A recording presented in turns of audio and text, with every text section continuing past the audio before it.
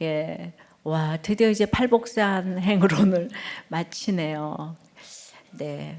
내가 가난하고 애통하고 온유하고 의에 줄이고 긍휼히 여기고 청결하고 화평케 하면은 이제 큰 상을 주셔야 되겠죠? 여러분은 어떤 상 받고 싶으세요? 예, 그 상도 좋지만은 상급이라고 하면 좀 더 뽀대가 날 것 같아서 오늘 마지막 8번째 복에게 주어지는 최고의 상급에 대해서 생각을 해보겠습니다. 팔복산의 상급 첫 번째는 박해로 나타납니다. 10절 11절입니다. 의를 위하여 박해를 받는 자는 복이 있나니 천국이 그들의 것임이라. 나로 말미암아 너희를 욕하고 박해하고 거짓으로 너희를 거슬러 모든 악한 말을 할 때에는 너희에게 복이 있나니. 팔복은 서로 이제 구별되는 것 같지만 분리되지 않아요. 다 서로를 포함하고 연결되어 있는데요. 그 첫째 복과 8째 복이 같아요. 가난으로 출발해서 박해로 끝났는데 그들의 상은 천국이 그들의 것임이라. 이 복을 받습니다. 그러니까 이 팔복은 복의 개념이 완전히 바뀌어지는 결론인데요. 지금까지 7가지 복에 대한 말씀은 한 구절씩만 있었잖아요. 그런데 8번째 마지막 복, 의를 위해 박해받은 자의 복은 10절에서부터 12절까지 9절 세 구절이나 나와서 의를 위해 박해받은 축복을 가장 강조하셨어요. 그만큼 최고의 복이라서 그렇습니다. 그럼 이게 상이라는 것이 무엇을 의미할까요? 밑동 잘린 나무 같은 인생에서 이제 박해를 받으면 정말 밑동이 잘렸구나, 이걸 인지합니다. 이 땅에서는 힘들겠지만 이 땅에서 소망을 버리게 하시는 것은 정말 상이라고 생각이 돼요. 이 세상에 누릴 것이 많다고 생각하면 정말 떠나기가 어렵잖아요. 그래서 세상에서 칭찬만 받으면 어떤 의미에서는 저주라고 생각이 돼요. 왜냐하면 세상의 가치관을 깨는 것이 복음이기 때문에 화평케 하는 복을 받기 시작하면 이제부터 박해가 시작이 되는데 이 세상에 누가 박해를 좋아하겠습니까? 그런데 박해가 잘 받아진다는 거예요. 그러니까 화평케 한다는 것 자체가 십자가의 피로 주어지는 것이기 때문에 화평이 듣기에는 좋지만은 화평케 하는 자 입장에서는 이 세상으로 보면 좁은 길이고 그 길이 복이라는 것이 팔복의 클라이막스라는 것입니다. 박해를 받은 자는 완료분사 수동용으로 이미 시작된 박해가 끝나지 않고 지금까지도 고통을 당하고 있는 사람이에요. 이건 한마디로 쫓김을 당하는 거예요. 도망자 신세가 되었다는 말인데요. 이렇게 마지막에 박해를 그냥 이렇게 주시는 것은 우리가 그릇 행하여 양 같아서 각기 제 길로 가는 양 같은 우리를 너무 잘 아시기 때문에 마지막 우리로 막 몰아가시는 것이 바로 박해예요. 그러니까 여우가 오니까 막 뛰어야 되잖아요. 마지막에 슈꼬린 시키기 위한. 근데 팔복의 끝에 왜 이런 말씀을 하실까? 7째 복까지 왔는데 그 천국 열차에서 내릴까봐 주님이 걱정이 돼가지고, 우리가 이제 그리스도의 군사된 자는요, 불신자는 이 박해에서 다 도망가겠죠. 그런데 군사는 뒤를 보이면 죽잖아요. 사명자이기 때문에 계시록 2장 10절에 서문학교에 보고 죽도록 충성해야 생명의 면류관을 받는다고 하는데 면류관이 상이잖아요. 이기는 자는 둘째 사망의 해를 받지 않는다고 했는데요. 주님이 몰아가시니까 목자가 그 양무리를 몰아갈 때는 이미 이긴 자죠. 목자가 몰아가니까. 그러기 위해서 서문학교회를 10일 동안 옥에 던져 넣는 것처럼 의를 위한 박해가 있다는 것이에요. 자, 이제 예를 들어 볼게요. 이게 남편이 바람을 폈을 때 행복을 목적으로 사는 인생에서는 이 박해가 다 화하고 져주고 이제 버릴 뿐이에요. 그러니까 내가 행복을 쫓아 살다가 그것을 잡기 원하지, 이 행복과 정반대인 고난에 쫓김을 당하는 박해를 누가 당하고 싶겠습니까? 내 삶의 박해는 없기를 원하고 내 자녀에게 결코 있어서는 안 되기를 바라는 일이고, 얼마나 싫으면 남이 당한 박해 얘기도 듣기도 싫고 생각하기조차도 싫은 게 우리가 이제 우리 그 인생이에요.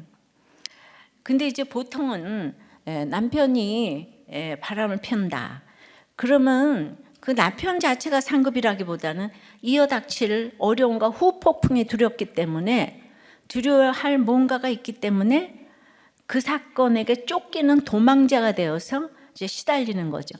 그러니까 결국은 보면 자신의 유익 때문에 두려워하더라고요. 남편을 평소에 너무나 이렇게 좀 무시를 한 분이 너무 힘들어해서 제가 이렇게 찾아간 적이 있는데, 굉장히 엘리트이신 분인데 왜 뭐가 그렇게 힘드세요? 그랬더니 눈 오면 이제 자동차 기름 누가 넣어요? 그리고 그 관공서는 누가 가요? 나 그거 생각함 이러시더라고요. 그러니까 우리의 두려움이 다 그런 것 같아요. 하지만 이처럼 억울한 일을 겪으며 이제 힘들어서 내가 죄인임을 깨닫고 나 같은 나 같은 죄인을 살리신 그 예수 그리스도를 만난다면 아무리 힘들고 어려워도 이게 가치가 있는 일 아니겠습니까? 내가 기복산의 배부름에 너무 줄여서 하나님 아닌 것들을 하나님 자리에 놓고 그 살았던 것이 딱 힘들면 그게 나타나요. 하나님 자리에 있는 게 남편인지 자녀인지 돈인지가 딱 나타나는 거. 그래서 내 죄를 이제 깨닫게 되기 때문에 이 박해가 축복인 거예요. 이처럼 구원의 사건으로서 우리에게 일어나는 박해를 주님은 의를 위하여 당하는 박해라고 말씀을 하세요. 그러니까 의는 세상적인 옳고 그름이 기준이 아닙니다. 또 내 옳음과 결백을 주장하기 위해 받는 박해는 의를 위하여 당하는 박해가 아니에요. 그러니까 내 옳음을 증명하기 위해서 내 남편이, 내 어머니가 네가 최고다 이 얘기를 듣기 위해서 내가 이 모든 거 참는 거는 의를 위한 박해가 아니라는 거죠. 주님이 말씀하시는 의는 100% 오르신 하나님이 우리에게 행하신 최고의 일인 구원이에요. 구원. 이 구원을 주시는 분이 예수 그리스도심으로 예수님이 곧 의세요. 그래서 10절에 의를 위하여 라고 말씀하신 것을 11절에는 보다 정확하게 나로 말미암아, 예수로 말미암아 박해를 받는 자. 그러니까 의를 위하여 박해를 받는 자와 예수를 위하여 박해를 받는 자가 똑같은 말인 거예요. 그래서 이제 그 예수님이 주시는 구원 때문에 박해를 당할 때 복이 있다는 것입니다. 천국이 그들의 것이라는 것이죠. 그러면 천국이 그들의 것이라는 게 무슨 말이죠? 에스겔이 사로잡힌 지 5년 만에 하늘이 열리고 하나님의 모습을 보이셨다고 했어요. 특별히 하나님의 말씀이 임했다고 했는데요. 그러면 이제 하늘이 열리는 게 뭘까요? 하늘 첫 나라고, 하늘나라죠, 그죠? 천국이 하늘나라예요. 근데 우리 제한적인 세상에서 맨날 남 비교하잖아요. 내 집이 작고 네 집이 크고 맨날 모든 것이 우리 애가 공부를 너보다 잘하고 못하고 뭐 이런 거. 이 제한적인 이 세상에서 우리가 천국을 잠시 눈으로만 올려다봐도 너무 아름답고 너무 무한하지 않아요? 이 세상 어떤 걸 해도 그 하늘을 쳐다보면 무지개도 아름답고, 그런데 그 아름답고 무한한 하늘이 내 것이라는 거예요. 내 거. 그거 믿어지세요? 그 잠시간의 박해를 견디기가 쉽지 않을까요? 근데 그 하늘나라, 내가 만들 수도 없고 지을 수도 없는 그 하늘나라의 주인이 그 요한복음 14장에 보면 그 내 아버지 집에 거할 곳이 많다 그러잖아요. 처소를 예비하러 가노니, 누구든지 이제 주님이 예배하러 갔기 때문에 우리가 거기 있게 된다 그러잖아요. 근데 이 하늘나라를 우리가 시청각 교재를 다 쓰셔서 우리가 늘 알 수 있고 볼 수 있는 그 천국 하늘나라를 이루고 있다가 쳐다만 보면 하늘나라가 내 거야. 오늘 다 나가면서 하늘나라를 한번 쳐다보고 내 거 그러고 가세요. 이 땅에 누구하고 비교가 안 되는 거야. 그러니까 의를 위해서 박해받는 자는 하늘나라가 내 거예요. 천국이 내 거예요. 근데 이 땅에서 하나님이 나한테 임하는 거죠. 그 영향력을 나한테 하늘나라가 행사를 하시는 거예요. 하늘나라의 이 주권을 나에게 행사를 하시는 거죠. 자, 그래서 이제 복음 때문에 핍박받는 자, 그 박해받는 자가 복이 있는데, 어느 집사님이 이제 이렇게 그 남편이 교회 홈페이지에 이런 글을 올렸었어요. 아내가 살림을 안 해서 일주일 내내 김치만 먹었다. 목사님께서는 가정이 먼저인지 교회가 먼저인지를 알려주시기 바란다. 이렇게 딱 이렇게 썼어요. 그래서 물론 안 믿는 남편에게는 잠깐 성경을 보는 것도 하루 종일 살림 안 하고 성경만 보는 것처럼 보일 수가 있어요. 제가 외출도 안 하고 집에서 살림만 하는데도 남편은 허구날 성경만 본다 그러는 거예요. 내가 참 그러면 얼마나 좋겠어요. 내가 그렇게 거룩하지를 못한데. 그러니까 살림을 안 해서가 아니라 성경책을 읽고 기도하는 것이 싫어요. 이게 본인의 이렇게 죄책감이 있으니까. 그러니까 가정과 직장에서 내 할 일을 다 했음에도 성경만 본다, 교회에 미쳤다는 소리를 듣는 것은 의를 위한 박해라고 할 수 있죠. 근데 이제 정말 믿음 때문에 받은 박해라면 어떤 말을 들어도 종달새에 이 쥐적인 같이 들리면서 여유가 생기지만, 그렇지 않고 내 할 일을 안 해서 그런 소리를 들었다면 그것은 박해가 아니라 당연히 이제 들어야 될 말인 거예요. 그러니까 내가 어느 쪽에 해당하는지는 자신과 하나님만 알지만은 두 말은 다 들어야 될 말인 거예요. 이거 여러분들 화를 내시면 안 돼요. 화를 내시면 져요, 다. 화를 내시면 리더십이 가질 않아요. 화를 내는 사람한테 누가 뭘 맡기겠어요. 하여튼 화내지 말자, 이번 주일에 내도록 화내지 말자 그러고 한번 하늘이 내 거 이거 이렇게 부르짖으면 분조장이 좀 낫지 않을까. 안 믿는 배우자를 전도하려면 얼마나 예민하게 깨어 있어야 하는지 모릅니다. 날마다 어떻게 하면 저 사람이 구원받을까 생각하고 깨어 있으려면 이렇게 뱀 같은 지혜와 비둘기 같은 순결이 필요합니다. 적용 질문이에요. 여러분의 박해는 천국이 임하는 박해입니까? 나의 옳음을 증명하려고 참는 박해입니까? 행위는 똑같이 보이잖아요. 달라요, 그죠? 옳음을 증명하려면 얼굴이 썩어요. 아직 구원의 사건을 해석하지 못하고 있는 고난은 무엇입니까?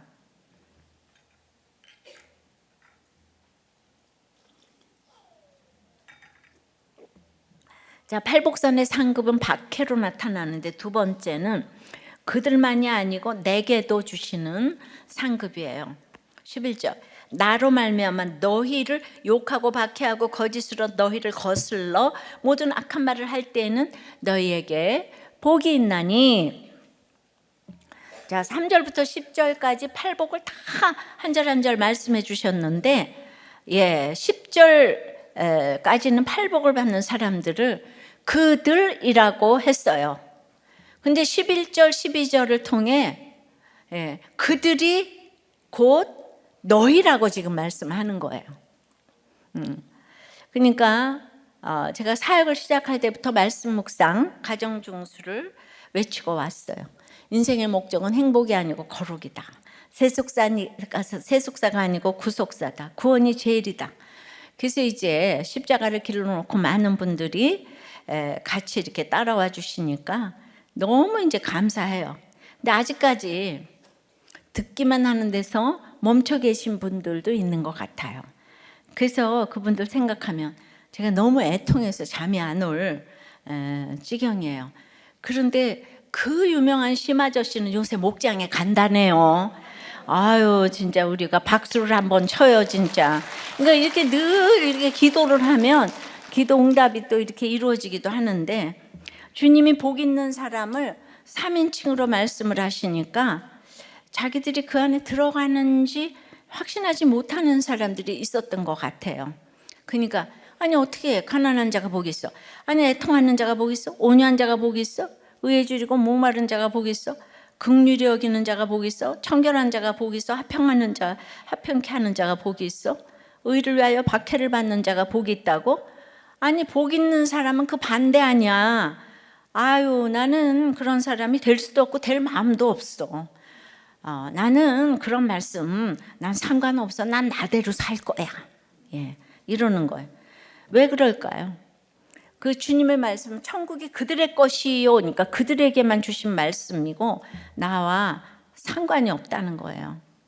예, 내게 주신 말씀으로 들리지가 않는 거예요. 주님이 친절하게 이 그들이 바로 너희다. 예, 주님과 그들의 관계가 바로 나와 너의 관계라는 거죠. 그러니까 주님과 인격적으로 만난 모두에게 이 말씀을 주신다는 뜻이에요. 자, 그래서 의를 위하여 박해를 받을 때 구체적으로 욕하고 거짓으로 너희를 거슬러 모든 악한 말을 한다고 했잖아요. 그러니까 이제 구체적으로 이렇게 의를 위해서 박해받는 것이 그게 어떻게 나타나는가 하면 욕과 박해, 거짓 비방 이런 것으로 이제 나오는 거예요. 근데 욕을 하든 비방을 하든 나하고 상관이 없는 사람, 그것이 내가 싫어하는 사람을 향한다면 내가 힘들 이유가 하나도 없지 않아요. 근데 그게 나와 내 가족, 나와 관계 있는 사람들을 괴롭게 하면 이제 문제가 되는 거죠. 근데 우리는 특별히 욕이나 그 박해나 비난에 대해서는 지나치게 이제 민감해요. 주님을 만나 성령으로 자존감이 높아져야 이런 것에서 자유롭게 되는데 그렇지 못하니까 자존심을 동력 삼아서 욕 레이더를 24시간 돌리면서 살아요. 그래서 심지어 꿈속에서도 비난을 받았다고 여기며 상처를 받아요. 너 어저께 욕했지? 이러면서 그 욕 듣는 것도 어려운데 그보다 사실 정말 힘든 것은 적극적인 순종으로 주를 위해 살다가 욕먹고 박해받고 거짓 모함을 받는 고난이에요. 예. 자, 억울함과 한이 골수에 사무친 험한 인생을 살다가 기적적으로 주님을 만났어요. 그래서 이제 십자가를 길러 놓고 결단을 따라 정말 힘들지만 하루하루 순종하면서 주님을 따르고자 했습니다. 근데 전혀 예상하지 못했던 사건이 닥쳤어요. 그 주님을 따르고 있는 그 모습에 대해서 온 세상이 욕을 하고 박해를 하며 거짓말로 온갖 비방과 비난을 쏟아붓습니다. 여러분이 이런 상황이라면 어떻게 하시겠어요? 지금까지 따랐던 그 순종을 위한 모든 에너지와 과거의 한과 억울함까지 다 합친 그냥 어마어마한 생사과 원망이 올라오지 않겠습니까? 나 예수 안 믿어? 예. 안 그럴 수 있는 사람이 어디에 있겠습니까? 자, 구속사는 유다가 주인공이라고 했어요. 마지막에 또 유다가 빠지면 안 되잖아요. 다시 반복을 합니다. 아무리 들어도 모르니까 여러분들이. 예, 며느리 보고 그녀는 나보다 옳도다라고 했어요. 그러면 뭐가 나보다 옳은 걸까요? 그러니까 자신은 지금 복수심으로 요셉을 팔고 공동체를 떠나서 결혼했어요. 예.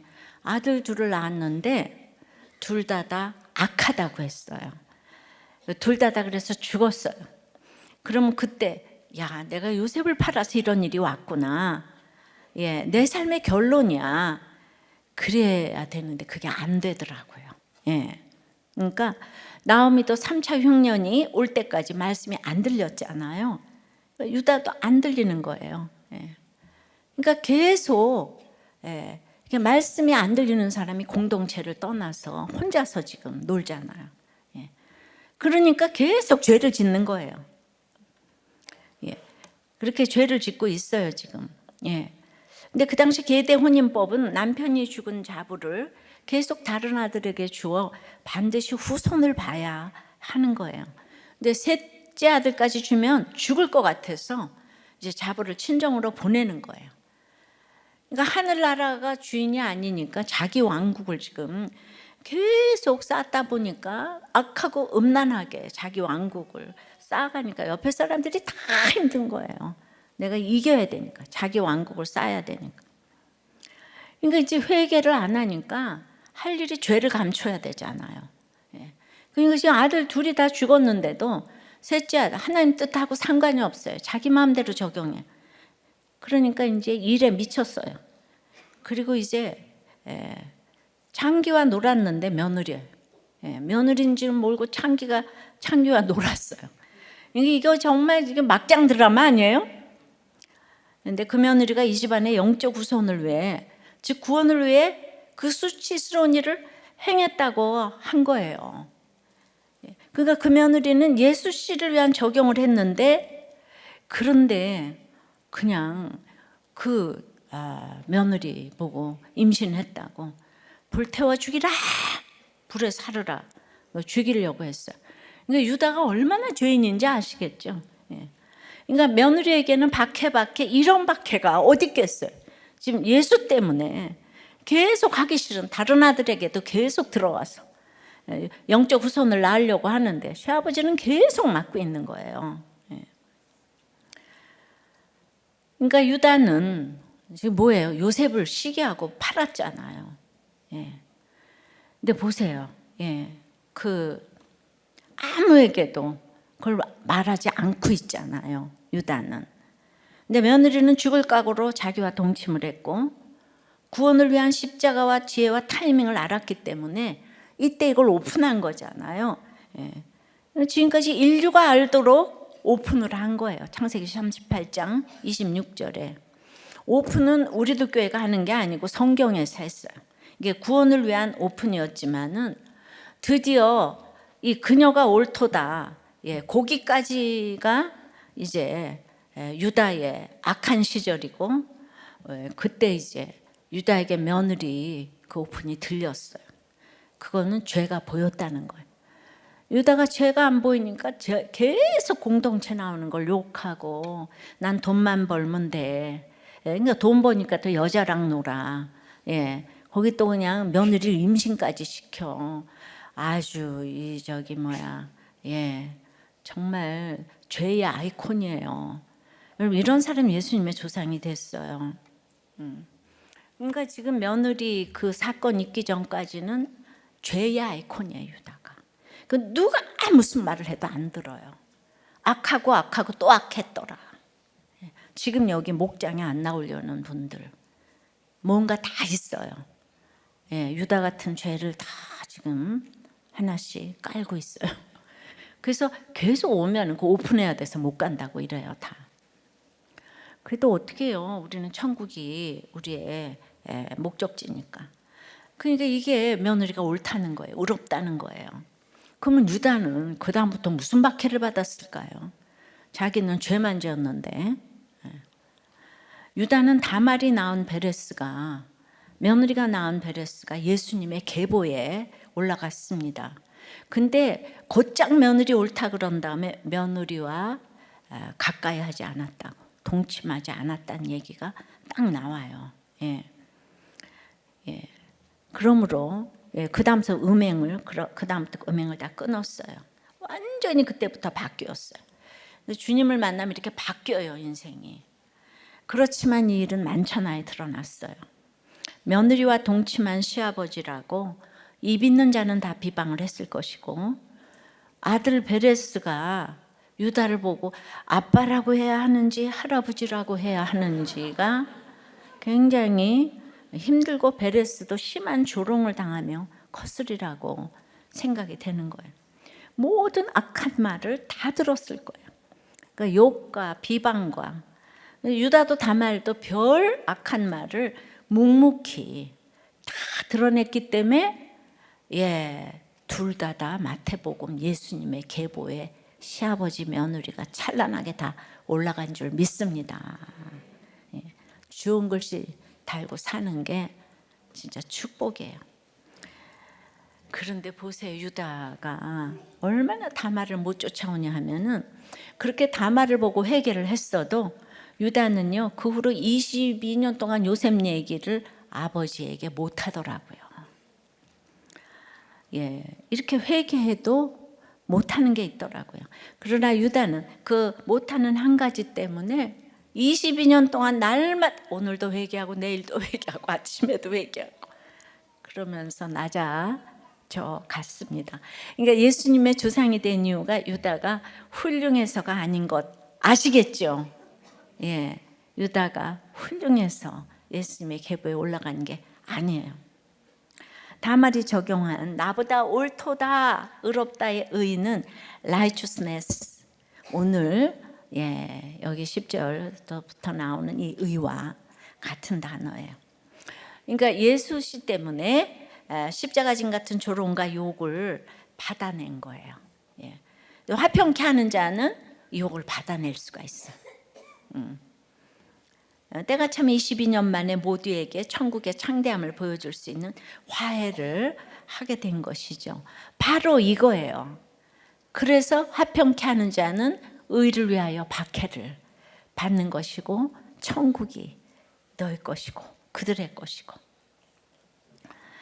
저는 이제 유다처럼 대단한 구속사의 직계 주인공은 아니지만 한편 유다처럼 그러니까 유다는 절대로 죽을 때까지 그 부분에 인정을 받지 못해요. 이 세상 사람들은 그 고정관념이 있기 때문에. 그래서 저도 이제 유다처럼 이제 인정받지 못하는 여자 목사라는 태생적인 고난이 있어요. 그러니까 이게 너무 와 닿는 거예요. 나는 내 인생을 내 입장에서 보게 되니까. 그러니까 말씀이 이해 안 되는 분들의 여자라는 고정관념은 대단한 것이거든요. 그거는 이제 교계에서도 마찬가지고, 그러니까 이제 다말도 유다도 그런 고정관념에 대해서 이해를 했단 말이에요. 그러니까 입을 다물고 있는 거예요. 그러니까 유교 나라인 우리나라에서 이 고정관념을 뚫고 우리들 교회 와주신 성도 여러분들은 정말 팔복산의 상급을 받으실 것이라고 믿습니다. 이거 대단한 거예요. 그러니까 오직 말씀으로 지금 이제 오신 거잖아요. 우린 여자가 돼서 온 사람은 아무도 없다고요. 근데 안 오는 사람들은 늘 여자를 얘기를 해요. 그리고 그런 것에 대해서 유다하고 다말은 그걸 억셉트 했다는 거예요. 받아들였다는 거예요. 그러니까 여러분들도 여러분들이 안 되는 거 있어. 왜 나한테 그러지 말고 지금 그 상황이 그런 걸 어떻게 오겠어요. 내가 아무리 얘기를 해도 안 변하는 사람 안 변해. 그럼 내가 맞춰야 되는 거예요. 내가. 자, 그래서 이제 어떻게 그렇게 비방과 욕과 조롱을 받아내면서 상급을 받는가. 한 집사님이 그냥 너무 예수 믿는 것 때문에 몇 가지 맞아가면서 남편과 시댁의 심한 박해 속에서 정말 목숨을 걸고 예배를 드리고 교회를 섬겼어요. 근데 어느 날 어린 딸이 이 성추행을 당했다는 벼락 같은 사건이 왔어요. 근데 다른 사람도 아닌 바로 목사님에게 당했기 때문에 이게 누구에게 알릴 수도 없고 덮어두자니 너무 억울한 문제가 왔어요. 이걸 교회에 알려야 되나요? 경찰에 신고해야 되나요? 이 시댁은 교회라면 일을 가는 집인데 이거 어찌겠어요? 그 다음에 아이가 너무 어리기 때문에 이럴 수도 저럴 수도 없는 삼중 박해가 왔습니다. 그게 우리 중에도 이런 일이 있을 수 있는 거죠. 그럼 이럴 때 구원의 사건으로 의를 위하여 박해를 받는 것은 어떤 것일까요? 그러니까 어떤 경우에도 내가 보여야 할 구원의 적용은 내 죄를 보는 거예요. 그러면 여기서 내 죄를 어떻게 봐요? 이러잖아요. 근데 이제 너무 심한 박해 속에 교회를 다닌 것이 이 집사님한테 굉장히 의로움이 될 수 있죠. 그럴까 봐 하나님 사건을 주신 거예요.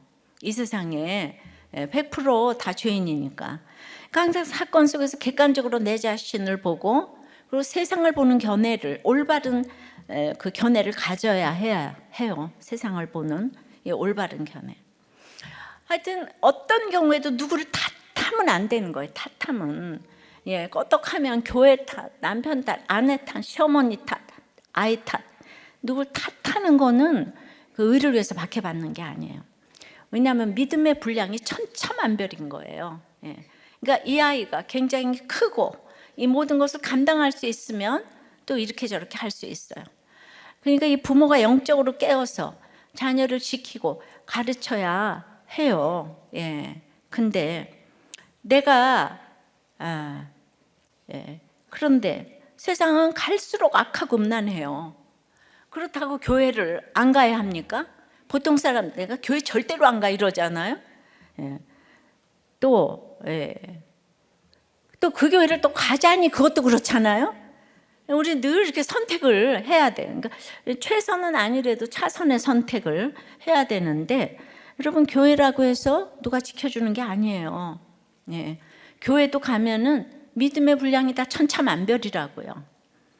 그러니까 부모가 영적으로 깨어서 자녀를 지키고 가르쳐야 하는데, 다들 내가 이렇게 박해당하면서도 교회를 가니까 하나님 다 지켜주시겠지. 예. 내가 기도하니까 하나님 책임지시겠지. 아니 이거 하나님이 없는 거 아니야. 이거 하나님 탓한 거죠 지금? 예. 그게 아니라 내가 교회를 가고 예수를 믿는다는 거는 나는 내 자리에서, 엄마 자리에서 철저히 해야 할 역할이 있는 거예요. 아니 내 새끼를 내가 지켜야지. 누가 지켜요?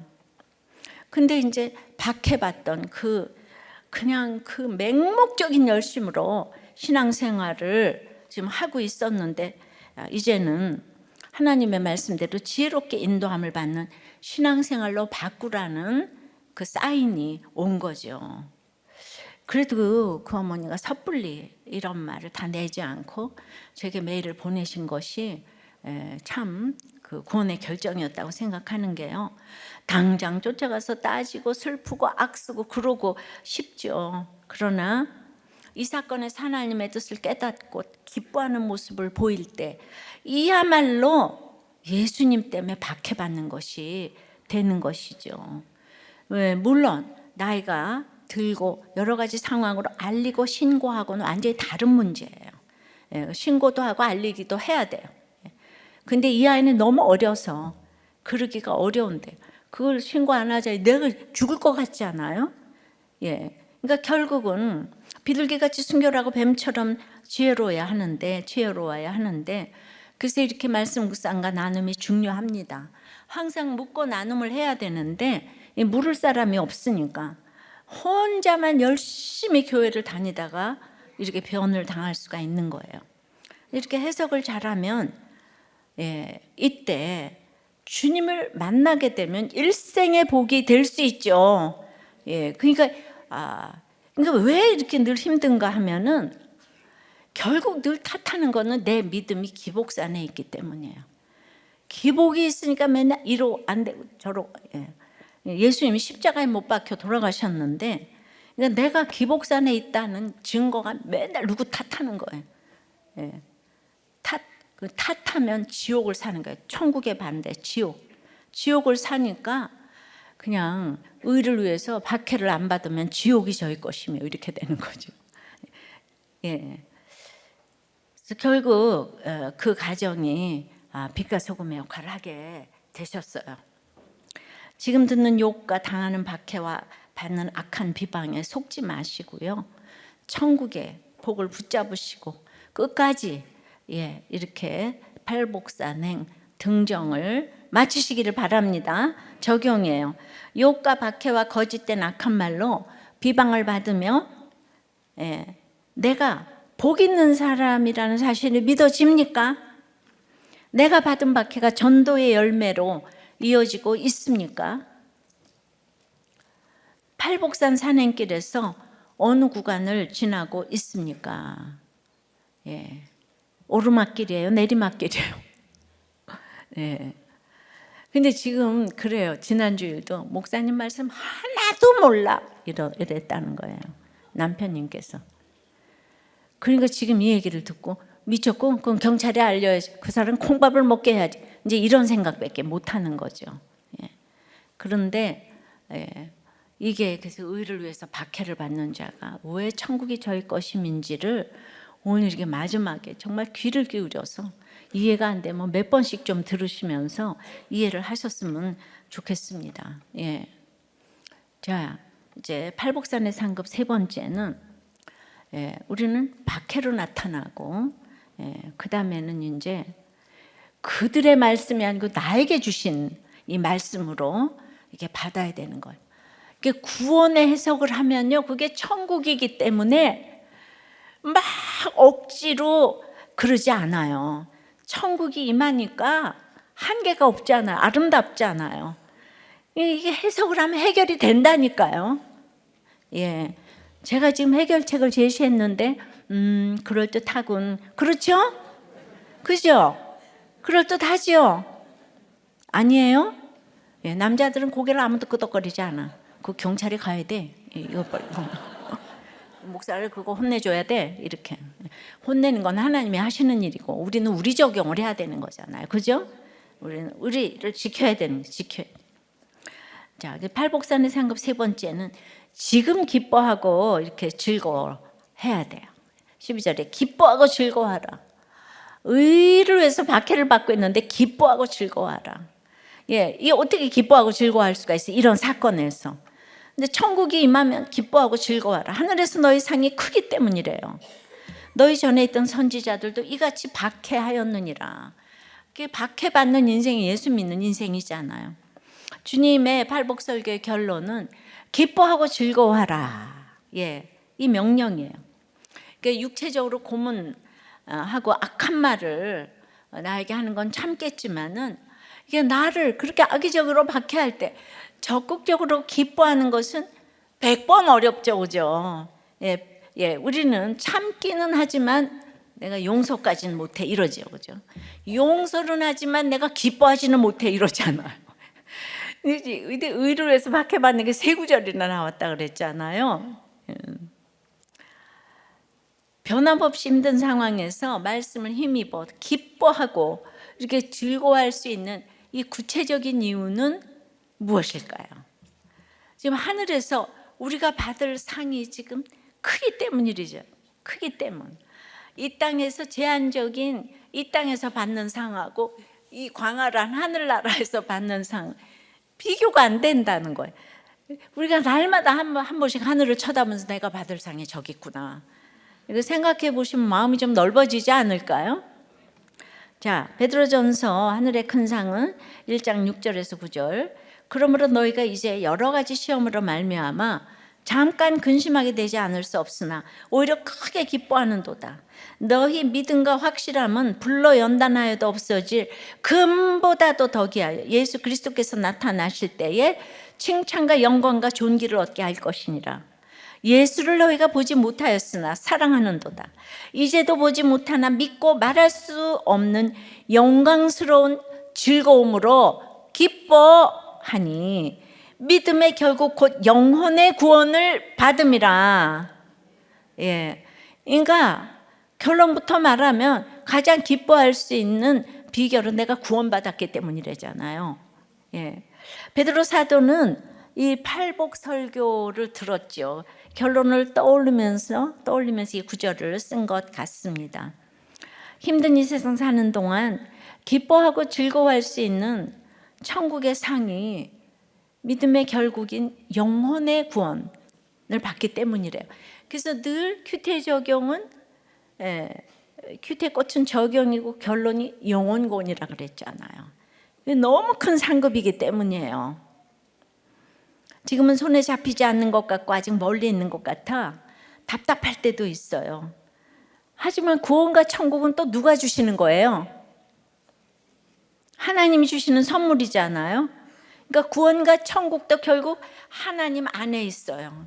하나님 없이 구원과 천국을 얻을 수가 없죠. 그러니까 하나님과 함께라면 그냥 구원과 천국은 따라오는데요. 주님은 아브라함에게 내가 너희 지극히 큰 상급이라고 창세기 15장 1절에. 그러니까 하나님 자체가 가장 큰 상급이라는 거예요. 예, 둘이서 연애를 하다가 신랑이 다이아몬드 보내고 장미꽃 보내면 뭐해? 신랑이 와야지. 이거예요, 그죠? 하나님 자체가 상급이에요. 이 땅에 어떤 것도 하나님 자체를 넘어서는 상급은 없어요. 예, 그러니까 계시록 22장에서도 우리에게 내가 줄 상이 너에게 이제 내가 줄 상이 내게 있다, 너에게 줄 상이. 그러니까 우리가 받을 하늘의 큰 상은 결국 하나님 자신이에요.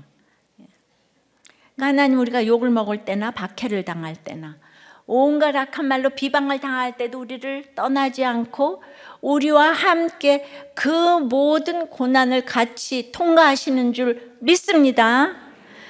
그래서 우리를 위해 말할 수 없는 탄식으로 기도하시고 넘어질 때마다 손을 잡아 일으켜 주시고 고아처럼 내버려 두지 않으시고 안아주심으로 꼭 안고 가시는 줄 믿습니다. 하나님 자체가 상급이고 내 신랑이잖아요. 예. 근데 그거 안 보인다고 하늘에서 보면 딱 보는데 우리가 여기가 이 세상에 완전치는 않잖아요. 천국이 임한다는 거죠. 그런데 하나님 자체가 상급이 되기 위해서 우리가 한 수고가 뭐가 있어요? 우리는 노력에 걸맞는 상만 받아도 너무 기쁘고 즐겁지 않아요?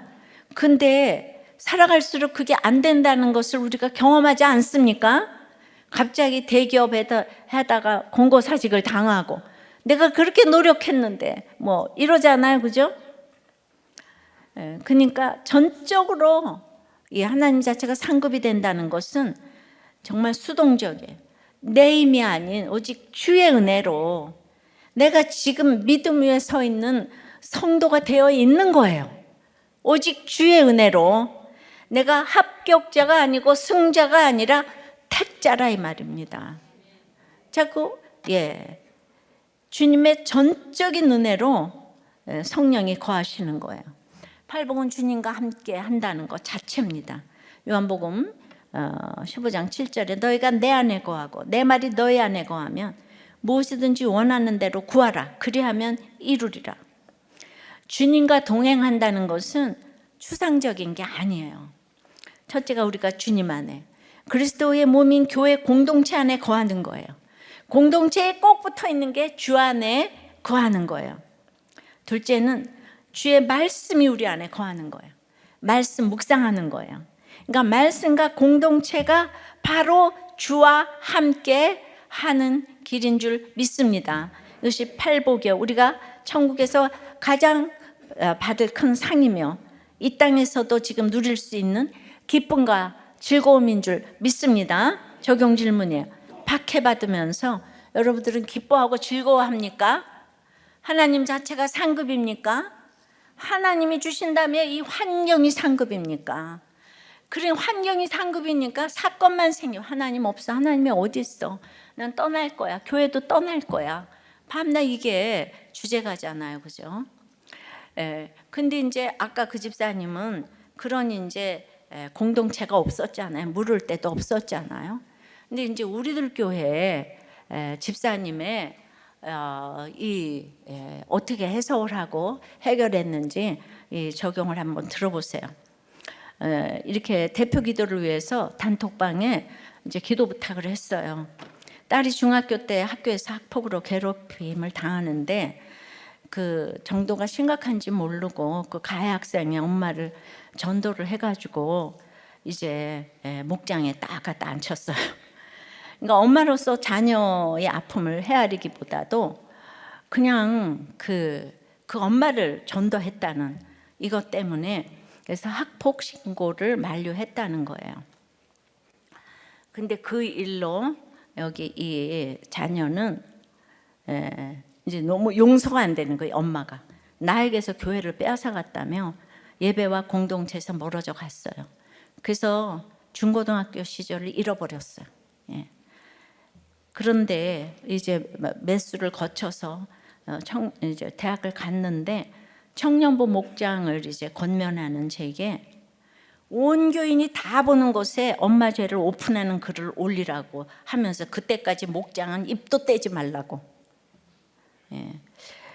근데 이제 온전한 화평은 양쪽이 함께 누릴 수 있는 것이어야 한다고 말씀해 주셨는데 내가 믿음이란 미명 아래 학폭으로 힘든 가운데 있는 딸에게 참으라 희생을 강요하고 그 학생 엄마와 일시적인 화평만 이루려고 했던 것이 이 연약한 딸을 찌르고 고통의 짐을 지우고 구원을 가로막은 문제 엄마였음을 딸에게 진심으로 전하고 사죄할 수 있도록 기도 올렸어요.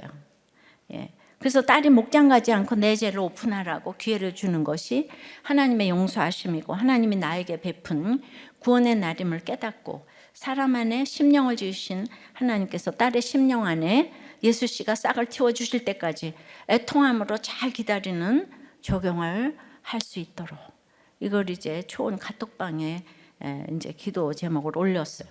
그리고 이제 대표 기도를 하셨어요. 대표 기도는 이걸 모두 할 수는 없잖아요. 그래서 한 구절 딸에 대한 기도를 했어요. 열등감에 갇혀 내 안에 화평이 없다 보니 학폭으로 시달리는 딸의 괴로워하는 신음소리를 들으면서도 내가 그 학생의 엄마와 일시적인 화평을 이루려다 본질적인 딸의 구원을 가로막은 문제 엄마임을 고백하오니 용서하여 주시옵소서 눈물로 기도를 했어요. 근데 딸은 이 기도 영상을 보고는 자기가 말한 대로 안 하고 한 줄로 쓱 지나갔으니까 안 되겠다고. 그래서 이제 초원 큐티 방에 그 기도 제목 올린 거 이거를 보여줬더니 이제 진정성이 전달됐는지 가족 톡방에 이렇게 올렸다는 거예요. 엄마한테 피해받았다는 입장이라는 이유로 모두가 보는 앞에서 다 오픈하라고 한 거 사실 미안했어. 근데 나한테는 너무나 큰일이었기에 그 일 자체를 가볍게 여기는 것 같았어서 너무 힘들고 원망스러웠던 것 같아. 뭐 반말로 했어요. 뭐 반말도 해주는 것도 감사하죠. 뭐 예. 나한테는 유일하게 용기 내서 할 수 있는 반항이 목장을 나가지 않는 것밖에 없었고 엄마가 내가 나가지 않는 이유보단 나가지 않는 결과를 보는 게 너무 서운했었어. 근데 지금 올린 걸 보니까 그래도 엄마가 나에게 진심으로 미안했구나라는 게 느껴져. 사실 오래전부터 엄마에 대한 마음은 용서했을지 몰라. 근데 내 마음속에 교회가 엄마를 이렇게 만들었다는 생각이 바뀌지 않아. 교회에 대한 얘기만 나오면 부정적으로 얘기한 것 같아. 나도 이제 앞으로 목장 잘 참석할게. 학교 생활도 착실히 하고 잘 챙겨나가 볼게. 고마워. 이렇게 글쎄 올렸대잖아. 근데 이게 지금요 7, 8년 만에 고백이에요. 청소년기를 잃어버렸어요. 그러니까 엄마가 또 답해서 용서해주고 이해해줘서 고맙다고. 지난날 잘못을 돌이킬 수는 없지만 앞으로는 공감한 엄마가 되도록 노력할게. 정말 미안하다. 그러니까 진정한 화평으로 인도해 주시며 그동안에 이걸 어떻게 해야 될지 딸이 그냥 눈 한 번만 치었어도 알았어 이러고 왔는데 이 부분은 우리 교회가 처음이고 시작이고 마지막이고 수단이고 목적이고 교회를 전혀 떠날 수가 없는 부부예요. 그러니까 기다리는 22년 걸렸는 것처럼 7, 8년 만에 말씀으로 해석할 수 있는 기회가 왔고 양쪽의 화평 해석되고 말씀대로 적용하고 응하는 인생을 살게 해주시니 참으로 감사합니다. 온 집안이 이 문제로 박해 아닌 엄청난 박해를 당했지만은 결국 전도한 그 학생 엄마는 지금 눈물로 말씀을 사모하는 부목자가 되었다는 거예요.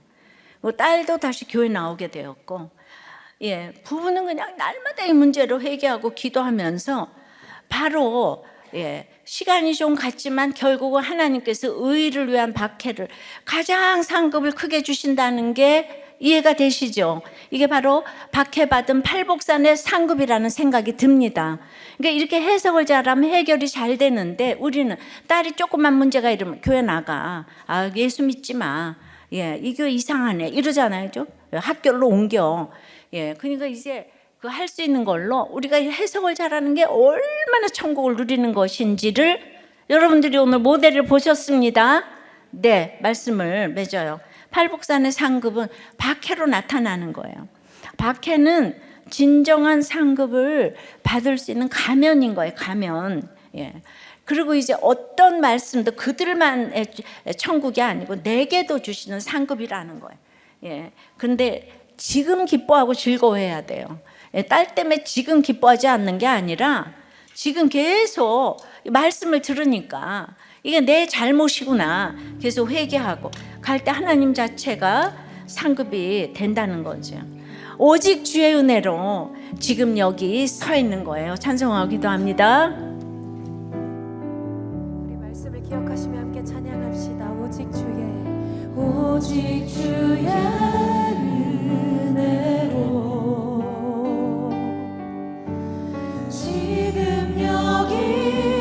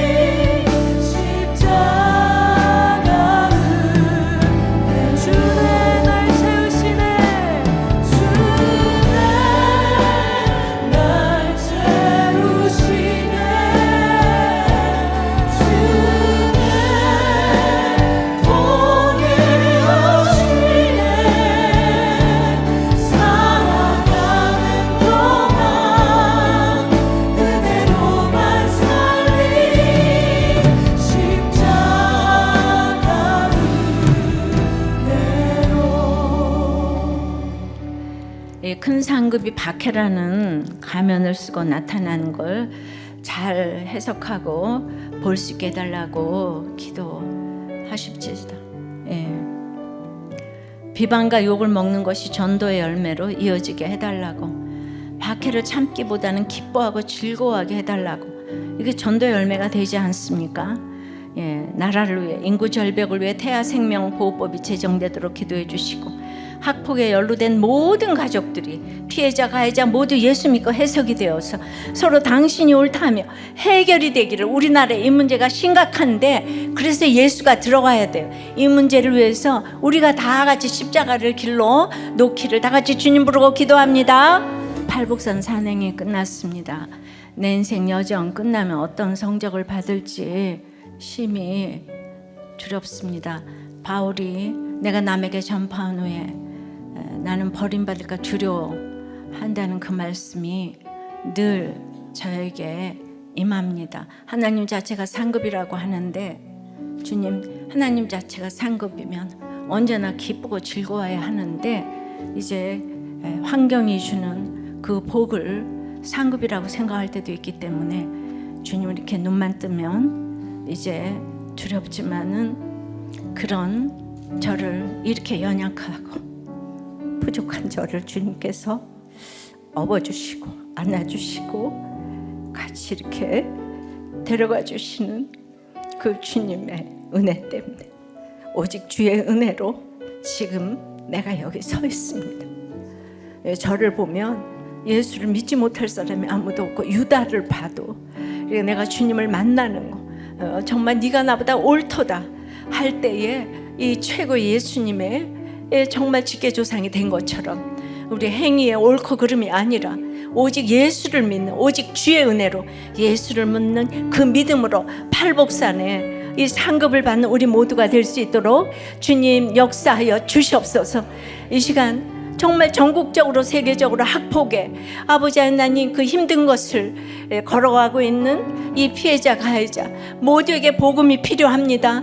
주님, 예수 복음이 들어가서, 그러니까 누군가가 이거 십자가를 길러놓고 이쪽 딸과 또 이쪽 학생 그 엄마를 중재하느라고 그동안 얼마나 정말 의를 위해서, 이 구원을 위해서 박해 아닌 이 박해를 받아왔는데, 그 내가 예수에 대한 확신이 있기 때문에 우리가 모두 그렇게 십자가를 길러놓고 결국은 안전하면 어떻게 될 뻔했습니까?